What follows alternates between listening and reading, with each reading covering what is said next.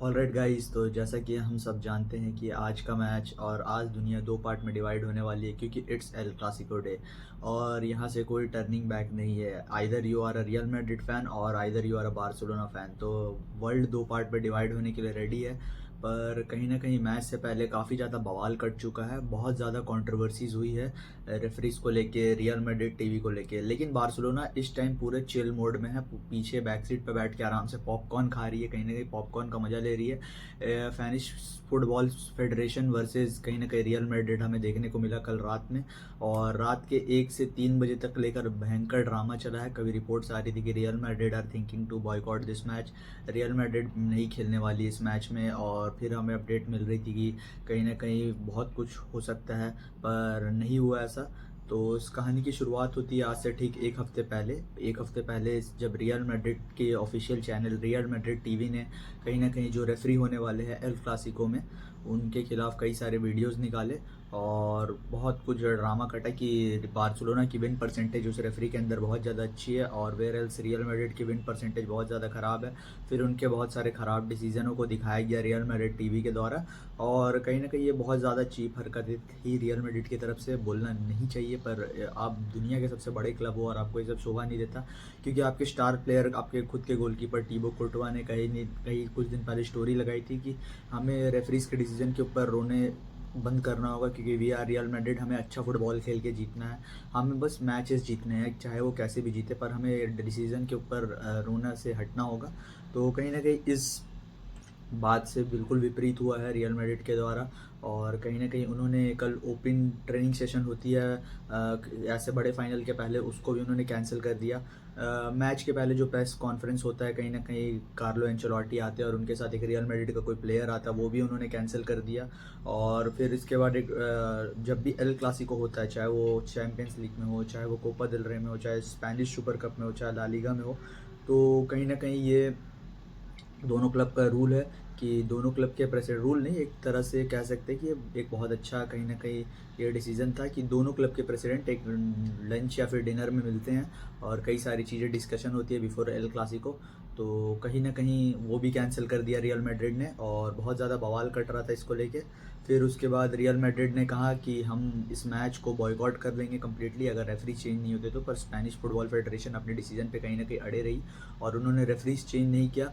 फिर रात के वही करीबन 3 बजे के आसपास, सुबह के 3 कहना चाहूँगा कि उसके आसपास फिर रियल मैड्रिड का डिसीजन आता है कि नहीं, हम मैच को खेलेंगे, हम बॉयकॉट करने का इस मैच को कभी नहीं सोच रहे थे। तो मैच तो रियल मैड्रिड आज खेलेगी, पर कहीं ना कहीं इस स्टेटमेंट और इतने सब घमासान के बीच रेफरीज पे बहुत ज़्यादा प्रेशर आ गया। क्योंकि रेफरीज भी जब प्रेस कॉन्फ्रेंस में आए थे, बवाल कहीं ना कहीं वहीं से शुरू होता है जब रेफरीज रोते हैं और कहीं ना कहीं बोल देते हैं कि हम रियल मैड्रिड के इस बर्ताव को एक्सेप्ट नहीं करेंगे और कहीं ना कहीं आने वाले कुछ दिनों में हम इसका जवाब रियल मैड्रिड को जरूर देंगे। और यही वो स्टेटमेंट था जिसने फ्लेयर का काम किया, क्योंकि रियल मैड्रिड को लगा कि उनके साथ कुछ डिसीजन एरर ना हो जाए क्योंकि रेफरीज हमारे अगेंस्ट है इस मैच वाले। तो कहीं ना कहीं आज का मैच बहुत ज़्यादा प्रेशर रहेगा रेफरीज पे भी और रियल मैड्रिड ने सक्सेसफुली बहुत ज़्यादा प्रेशर बना दिया है मैच से पहले। और कहीं ना कहीं मतलब हमें ऐसा उम्मीद, मेरे को पर्सनली है कि इस मैच में कुछ ना कुछ कंट्रोवर्सी होने वाली है, बहुत तगड़ी वाली, बहुत ज़्यादा तगड़ी वाली कंट्रोवर्सी हो सकती है। क्योंकि आप रेफरीज के माइंड के हिसाब से सोचो कि एक बच्चा, एक रेफरी है, वो एज अ फादर जब उसके बेटे को गाली पड़ती है और उसके बेटे को बुली किया जाता है स्कूल में, तो उसे कैसा लग रहा होगा। तो कहीं ना कहीं बहुत ज़्यादा शर्मनाक हरकत है ये।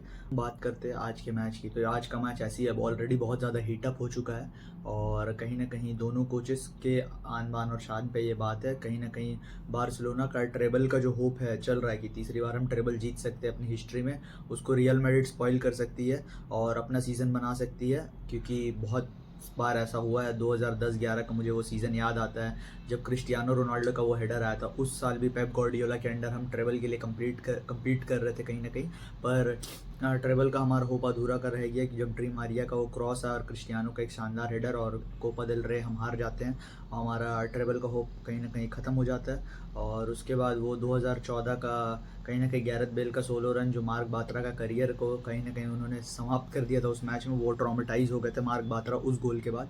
तो कई सारी हमारी अच्छी यादें नहीं है रियल मैड्रिड और कोपा दिल रे साथ में।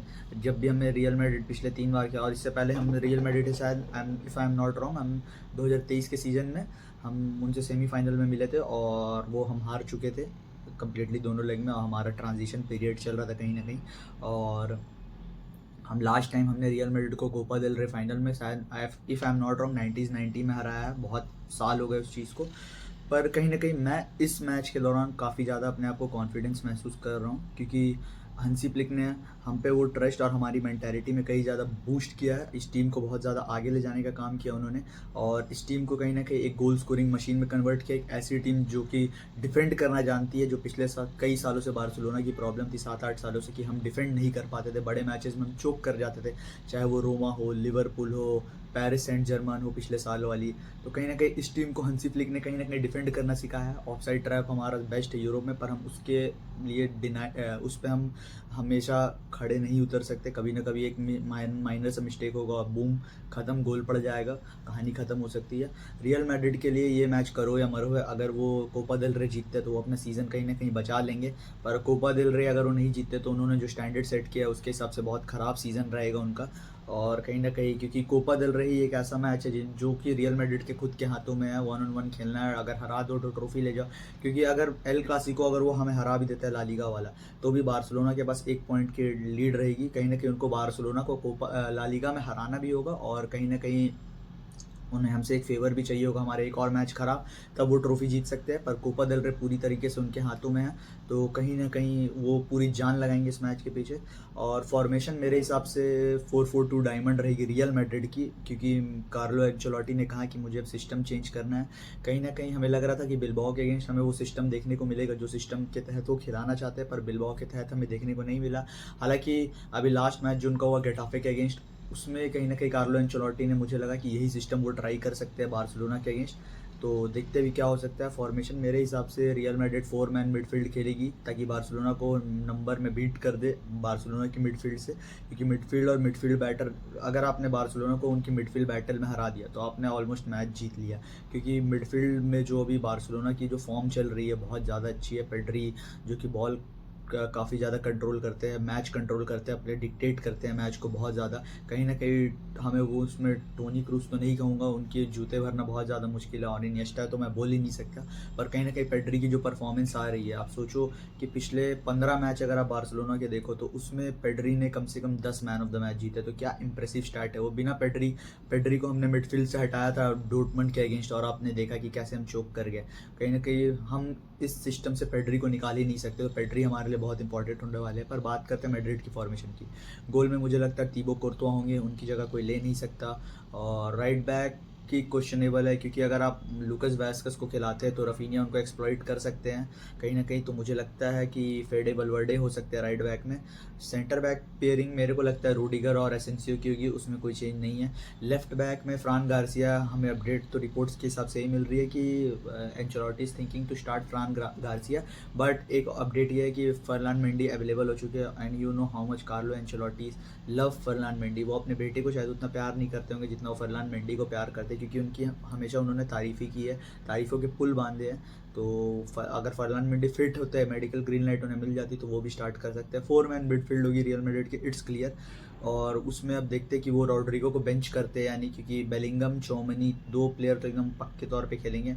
और अब देखते हैं कि आर्दा गुलर को मौका मिलता है या मॉड्रिक स्टार्ट करते हैं। और दो राइट साइड में तो मेरे ख्याल से ब्राहीम दियासी होंगे। 2 मैन फॉरवर्ड में एम्बाप्पे और विनीसियस को हम खेलते हुए देख सकते हैं कहीं ना कहीं। और मेरे को नहीं लगता कार्लो एंचेलोटी बिल्कुल रिस्क लेंगे, वो रॉड्रिगो को बेंच करने में अब नहीं सोचेंगे, क्योंकि उन पर प्रेशर है कहीं ना कहीं डिलीवर करने का। और तो अब बात करते हैं बार्सिलोना के लाइनअप की। तो बार्सिलोना के लाइनअप में मुझे नहीं लगता कि कुछ खास ज़्यादा चेंजेस हमें देखने को मिलेंगे। हालांकि 2 हमारे जो स्टार प्लेयर इंजर्ड है, एक है हमारे गोट लेवेंडोस्की और दूसरा अलेहांद्रो बाल्डे। तो ये दोनों फोर्स चेंजेस है जो हंसी फ्लिक को करने होंगे। तो मेरे को लगता है कि हमारे गोलकीपर आज के मैच में स्मोकी होंगे, स्मोकी को कोई हटा नहीं सकता, स्मोकी भाई योर रॉक। और दूसरी तरफ मेरे को लगता है राइट बैक कुंडे होंगे। For me personally he is the best right back in this world right now, this season की बात करूँ बहुत ज़्यादा, चाहे वो डिफेंसिव कंट्रीब्यूशन हो, अटैकिंग कंट्रीब्यूशन हो, हर जगह उन्होंने आउटपुट दिया है कहीं ना कहीं। तो वो मेरे लिए स्टार्ट कर रहा है डेफिनेटली, और वो स्टार्टर होने भी चाहिए, है ना। और हमारी सेंटर बैक की पेयरिंग होगी बिटवीन इनिगो मार्टिनेस एंड पाओ कुबार्सी। पिछले गेम हमने पाओ कुबार्सी को रेस्ट दिया था इसीलिए, क्योंकि इस गेम वो फ्रेश स्टार्ट करे। और लेफ्ट बैक में ही थोड़ा डिबेट है, या तो जेरार्ड मार्टिन हो सकते हैं या तो एरिक गार्सिया हो सकते हैं, पर मेरे ख्याल से जेरार्ड मार्टिन को ही मौका देना चाहिए, क्योंकि एरिक गार्सिया का वो नॉर्मल पोजीशन नहीं है। फर्स्ट हाफ आप देख लो, अगर फर्स्ट हाफ में जेरार्ड मार्टिन का वो हमें फ्लो नहीं दिखता, वो हमें शार्पनेस नहीं दिखती, तो हम एरिक गार्सिया को सेकंड हाफ में उतार सकते हैं।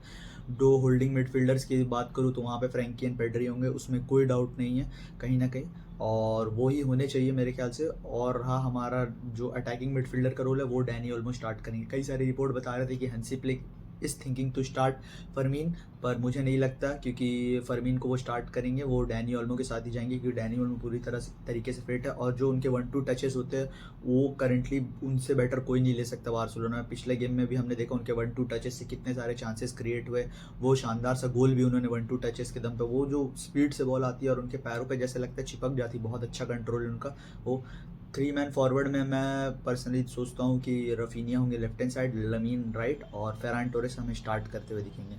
इस मैच को कैसे अप्रोच करेगी बार्सिलोना, मेरे ख्याल से वही जो पिछले 2 क्लासिकों में उन्होंने किया है, उससे ज़्यादा कुछ हट कर करेंगे नहीं, क्योंकि उनको पता है, वो बिलीव करते, वो बैक करते अपनी ऑफ साइड ट्रैप पे, और कहीं ना कहीं ओपोनेंट को चैलेंज करते कि आओ गोल मार के दिखाओ, हम तो ऐसे ही खेलने वाले हैं, तुम्हारे अंदर दम है तो हमारे ऑफ साइड ट्राइप को बीट करो और गोल करके दिखाओ। और हंसी फ्लिक का एक सिंपल सा ये है, अगर रियल मैड्रिड 2 मारती है, मुझे 3, 4, 5 मारने हैं, आउटस्कोर करना है कहीं ना कहीं।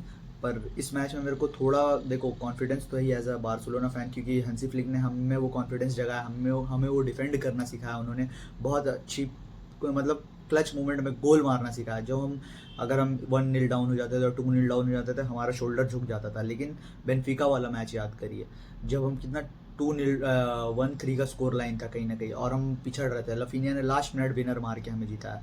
सेल्टा विगो वाला मैच याद करिए, हम 1-3 की स्कोर लाइन से पिछड़ रहे थे, लास्ट में स्कोर क्या हुआ 4-3। और एटलेटिको मैड्रिड का मैच याद करिए, हम 10 मिनट के अंदर 2 गोल से पिछड़ रहे थे, फाइनल स्कोर लाइन क्या था 4-4, वो तो हमने लास्ट मिनट में 2 गोल खा लिए लास्ट के कुछ मिनटों में, वरना वो मैच भी हमने निकाल लिया था। तो कहीं ना कहीं all the credit goes to Hansi Flick, he deserve an contract extension man. बहुत अच्छी कोच है वो कहीं ना कहीं, और उनका जो फुटबॉल है, एग्रेसिव फुटबॉल खेलो, हाई प्रेस फुटबॉल खेलो, कहीं ना कहीं वो इंटेंसिटी जो होती है उस मैच में वो डालते हो अपने प्लेयरों में। कहीं ना कहीं हमारी स्क्वाड बहुत ज़्यादा यंग है, तो अगले 4-5 साल हंसी फ्लिक अगर हमें कोच कर दे तो हमें ट्रॉफी का अंबार दिख सकता है। पर इस मैच पे फिलहाल 1 एट अ टाइम पे ही चलते हैं, every match is a final. Real Madrid को हम हल्के में नहीं ले सकते, क्योंकि we all know Real Madrid does not play final, they win final. और कोपा दिल रे में हमारे अगेंस्ट उनका रिकॉर्ड बहुत ज़्यादा अच्छा रहा है पिछले 10-15 सालों की बात करें तो अभी देखते हैं अभी क्या होता है। पर कहीं ना कहीं रेफरीज पे तो बहुत ज़्यादा प्रेशर ही है, और कहीं ना कहीं इस प्रेशर के कारण कहीं मेरे को लग रहा है कि कुछ कंट्रोवर्सी ना क्रिएट हो जाए, क्योंकि कंट्रोवर्सी अगर क्रिएट हुई तो फिर वो मैच का मज़ा नहीं रहेगा। तो चलिए देखते हैं इस मैच को कौन जीतता है, और कल हम इस मैच के डिटेल एनालिसिस वीडियो के साथ फिर आपसे मिलेंगे। तब तक के लिए पीस आउट।